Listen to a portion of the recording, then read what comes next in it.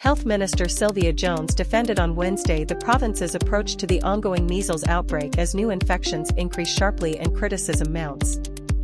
The latest public health data really. The number of shoplifting incidents reported in Winnipeg soared last year over 2023, police say, despite extra funding over the last 12 months for increased police presence at identified retail theft. Toronto's Victoria Mboko is through to the second round of the Italian Open WTA 1000 tennis tournament after posting a 6-2, 6-3 victory over Italy's Arianna Zucchini on Wednesday in Rome.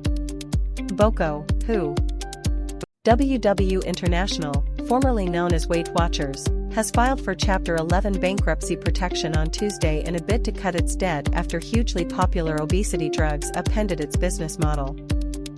Police in York Region are looking for witnesses after 9 speed enforcement cameras were damaged in Vaughan. The cameras were damaged at 3 separate locations across the city from January 11 to AP.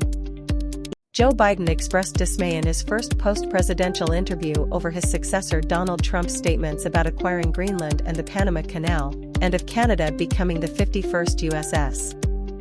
Police in Kingston, Ontario, say a sacred robe was stolen from a building in the city's downtown last month. The buffalo robe was stolen from the area of Lower Union and Wellington Streets on the Mornie. A new scientific study has found no evidence of an undiagnosed mystery brain disease in New Brunswick, says a report published Wednesday in the Journal of the American Medical Association, known as J. British Columbia's Worker Protection Agency says a planned burn by the province's wildfire service during the devastating 2023 fire season could have killed or injured multiple firefighters who became. A proposal to phase out several special needs programs offered by the Ottawa Carleton District School Board has been voted down. At a committee of the whole meeting Tuesday night, School BOA.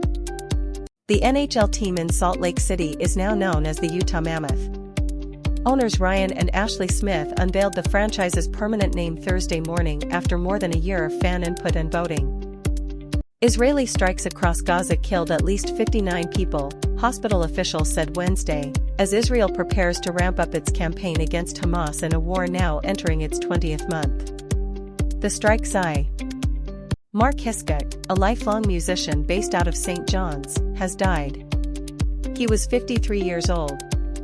Hiskok was a mainstay of Newfoundland and Labrador's musical landscape, and was a founding member of the We. A collection of groups that work in Vancouver's downtown east side say there's been an increase in police officer presence outside Insight and other supervised drug consumption sites in the neighborhood.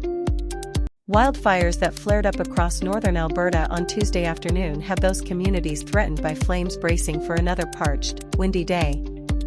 Fires burning across the region triggered a U.S. Border Patrol officers have been setting up extra checkpoints near crossings between the U.S. and Metro Vancouver. In an unusual scene, vehicles in the U.S. that are heading north to Canada th. The leader of the Sovereignist Part 1 Québécois is throwing his support behind a possible referendum in Alberta, applauding Premier Danielle Smith for standing up for her province. Speaking to Repr. Montreal Mayor Valérie Plante's administration is aiming to install 11,000 more electric vehicle charging stations across the island by 2030. That's well ahead of the federal and provincial government. Nova Scotia PWHL players with the Toronto Scepters are headed for a playoff semi-finals rematch against the defending Walter Cup champion Minnesota Frost on Wednesday. It's a shot at redemption for China has announced a barrage of measures meant to counter the blow to its economy from U.S. President Donald Trump's trade war, as the two sides prepare for talks later this week. Beijing Central.